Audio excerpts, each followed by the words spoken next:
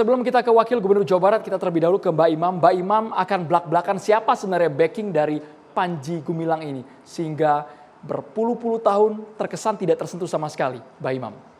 Iya, kan dulu semua orang maklum. Sejak Wiranto bisa 100% dulu kan. Dan orang-orang umum di elit itu sudah, jangan mainin Zaitun loh. Itu kan punya Pak Kumis katanya gitu kan. Itu orang tahu siapa Pak Kumis itu. Tapi kan terus beliau sudah mendelegasikan kepada yang muda-muda. Kami nggak tahu Pak siapa Pak Kumis itu Pak. Kalau nggak tahu Pak Kumis tanyalah. Jadi siapa yang dulu dekat dengan beliau, mbahnya intelijen di Indonesia gitu aja, gitu kan. Apa saya suruh terus terang lagi siapa Pak Kumis itu kan gitu. Pasti Anda kan tahu. Nah sekarang itu yang sangat dekat sekali dan punya posisi yang sangat menentukan di pemerintahan ini, yaitu seorang kepala staf kepresidenan, Pak Muldoko, yang saya sendiri prihatin kok kemarin masih membangga-banggakan dan sebagainya. Ini Pak Muldoko ini bagaimana gitu kan. Nah bahkan saya dapat informasi Pak Muldoko ini yang membuka akses kapan Pak Panji perlu bantuan ke Polres, ke Polda, ke Mabes Polri, itu tinggal telepon saja. Ini bukan tuduhan semata ya, sudah bukti-bukti kan Pak Imam?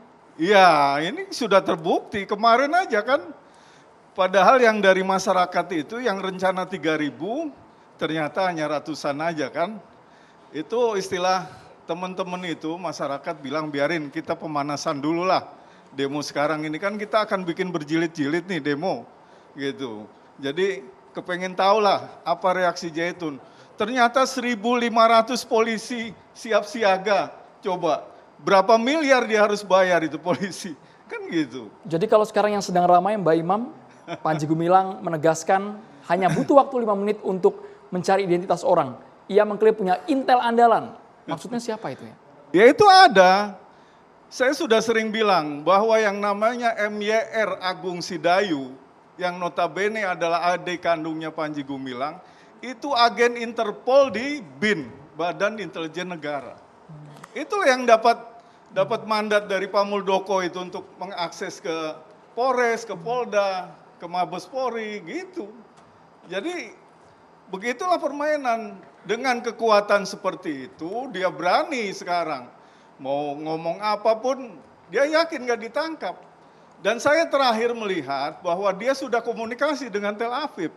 Gitu. Sudah komunikasi dan dalam waktu dekat, Pak Panji itu akan ke Tel Aviv. Kenapa masalah ini terjadi?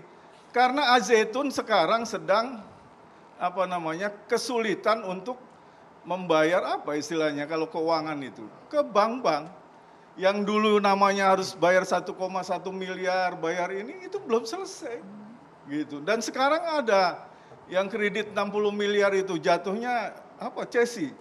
Jadi udah barang ini udah mau dilelang tapi karena masih memberikan cicilan 200 juta per bulan jadi masih ditunda gitu. Gitu Mas. Ya, sudah terhubung bersama kami ada Wakil Gubernur Jawa Barat Uu Ruzanul Ulum. Selamat malam Pak Wagub. Assalamualaikum. Waalaikumsalam warahmatullahi wabarakatuh. Ya Pak Wagub, terima kasih tadi sudah menyimak diskusi kita sejak awal segmen hingga saat ini. Pak Wagub, Anda bisa jelaskan juga bahwa saat ini kan Pemprov bersama dengan Majelis Ulama Indonesia saat ini sedang membuat suatu kajian begitu ya Pak Wagub ya. Dan sejauh ini betulkah bahwa betul Ponpes Al Zaitun bersama dengan pimpinannya betul-betul tidak terjamah sama sekali, berkali-kali aksi kemudian tidak pernah menembus tembok megah Al Zaitun, Pak Wagub? Ya,